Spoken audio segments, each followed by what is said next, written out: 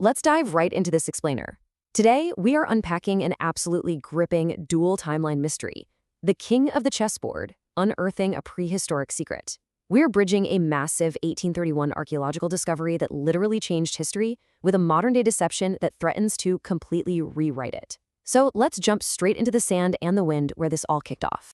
So, picture this. It's late autumn, 1831, on the freezing, wind-whipped shores of the Isle of Lewis. We've got a crofter named Malcolm MacLeod, and he's literally just out looking for his runaway cow after a brutal Atlantic storm. The guy wasn't some explorer looking for treasure, right? He was just trying to keep his small family croft from financial ruin by finding his prized black cow.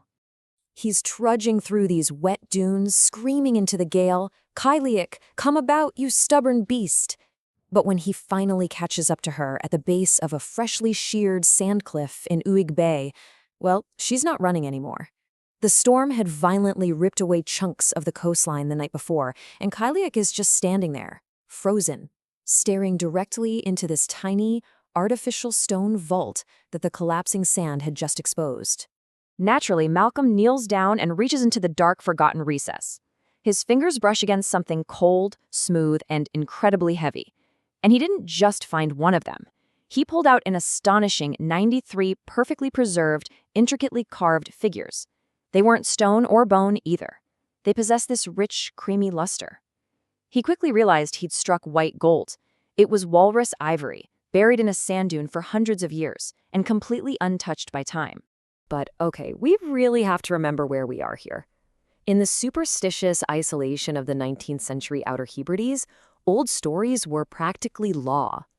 Malcolm looks at the staring faces of these figures and completely panics. He thinks he's disturbed a pagan tomb and literally awakened the Seathai. You know, the legendary fairy people from folklore who were believed to live inside hollow hills. He almost dropped the things.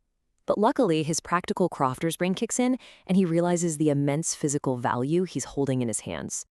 Just think about the sheer variety and the terrifying detail of this silent ivory army. It's staggering. We're talking queens resting their faces in their hands, looking like they're weeping for lost kingdoms. Bishops gripping croziers, knights mounted on these sturdy little ponies. And, my personal favorite, fierce rooks literally biting their own shields in this frenzied berserker rage. Knowing the wealthy estate overseers would confiscate the whole lot in a heartbeat, Malcolm quickly bundled up all 93 figures tightly in his wool neckcloth to hide them. But wait, there was one more. Way back in the deepest corner of that sand vault, Malcolm caught a final glimmer. And it wasn't ivory. It was a small, crudely carved amulet made of green, glittering quartz. Acting on this sudden, unexplainable gut instinct, he didn't pack it with the rest of the hoard. Instead, he slipped this crude green stone into the deep, secret pocket of his waistcoat. And just like that, it was separated from the famous ivory chessmen forever. Okay, let's fast forward generations later to the present day. We're following Malcolm's descendant, Fiona MacLeod, who's traveling north from Edinburgh. Her job? Clearing out her late grandfather's ruined, damp croft house in Pennydonald. And yep, it's the exact same cottage Malcolm lived in. The roof is partially collapsed, the place is totally abandoned, and the air still smells deeply of damp wool, soot, and trapped Atlantic salt.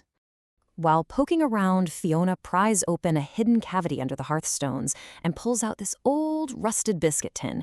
Inside, it's mostly just everyday family heirlooms, right? 19th century church tithe receipts, a tarnished silver pocket watch that stopped back in 1912, some faded photographs. But sitting at the very bottom, wrapped up in a scrap of rotting wool, is a thumb-sized, translucent green stone warrior, and it almost pulses with this weird, ethereal light in the bleak afternoon glare. No, unlike the smooth, pristine ivory chessmen that her family always bragged about being in museums, this minimalist king is carved from something way older. It's Lewisian Gneiss.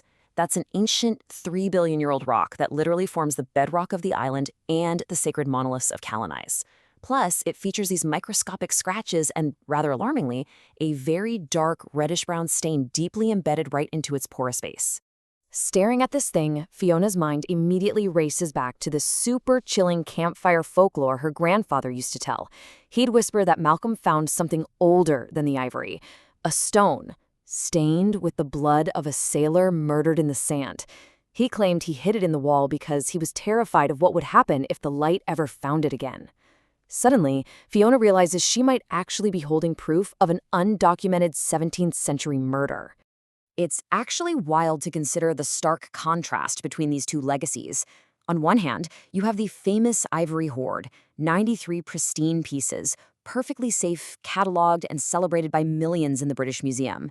On the other hand, you have the hidden king, a single piece of scratched Lewisian Gneiss, stained with blood, and stuffed into a rusted biscuit tin out of pure, unadulterated terror. Two completely different fates born from the exact same vault in the sand. So, naturally seeking answers, Fiona takes a really tense train ride back to Edinburgh.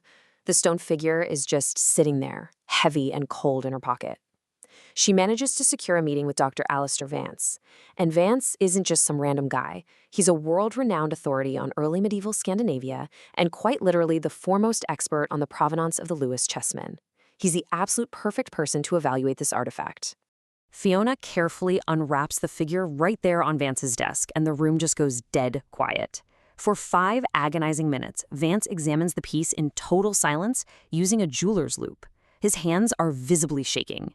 But then, he just puts down his tools, flashes this warm, grandfatherly smile, and totally dismisses it.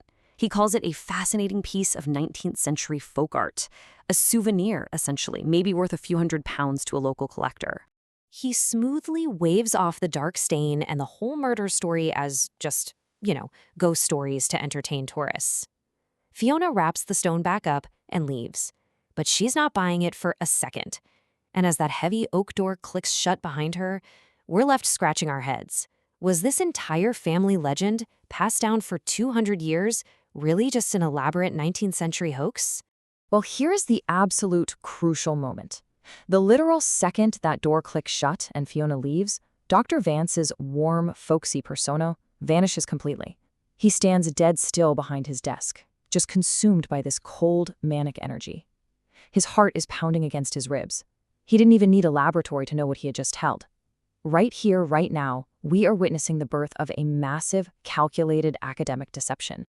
Let's break down what Vance actually saw through that loupe that made him react like that. First up, the tooling marks. He instantly recognized that the stylistic carving, the minimalist cross-hatching on the throne, the raw, brutalist lines of the warrior's face, those were absolutely not some 19th century knockoff. They perfectly and unmistakably matched the master workshops of 12th century Trondheim. Second, the material itself. The realization that 12th century Norse master craftsmen worked with ancient 3 billion-year-old Lewisian Gneiss. That creates something truly staggering. It's a legendary hybrid piece. It's a literal fusion of elite Viking artistry and ancient Scottish sacred stone. And that alone would fundamentally rewrite the accepted history of the Lewis Chessmen as we know it. And then we get to the most terrifying detail of all. Vance's quick, expert eye confirmed that the dark rust color embedded deep in the porous grain of the base, that wasn't paint. It wasn't natural discoloration. It was exactly what Fiona's grandfather claimed. Deep, organic penetration, iron-oxidized blood. The folklore about the murdered sailor was completely real. Just trace the wild, violent journey of this one singular artifact, meticulously carved in a 12th century Trondheim workshop, stained with blood during a mysterious 17th century murder out in the dunes, uncovered and immediately shoved back into hiding by a terrified Malcolm MacLeod in 1831. And now, today, it has landed squarely in the sights of a highly influential and clearly very greedy academic. Which really brings us to a chilling realization about the fragility of history when it collides with human greed. As Dr. Vance stands there staring out his window, he knows this artifact wouldn't just rewrite the history books, it would command millions on the elite private antiquities black market. Did Fiona actually understand the gravity of what she slipped back into her coat pocket? As we wrap up this explainer, I'll leave you with this thought. Dr. Vance now harbors a priceless, world-changing secret. So exactly how far will a respected man of history go to claim the king of the chessboard for himself?